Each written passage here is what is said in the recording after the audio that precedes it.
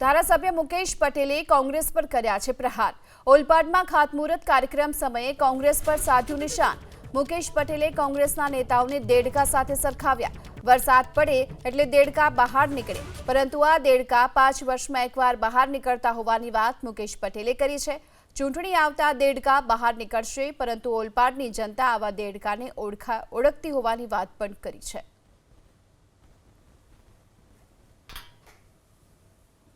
હું તમને પૂછું, વર્ષમાં એકવાર વરસાદ પડે ને, એ વરસાદની અંદર જે વરસાદ વર્ષમાં પડે એટલે દેડકાઓ બહાર નીકળે ને।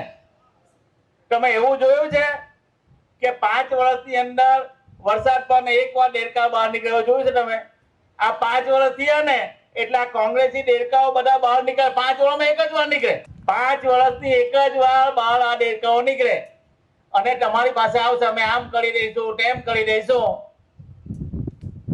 ઓલપાડમાં આવી રહ્યો, ખબર પડે। આ મારા જાંબાઝ કાર્યકરો બેઠા છે, જાંબાઝ મતદારો બેઠા છે।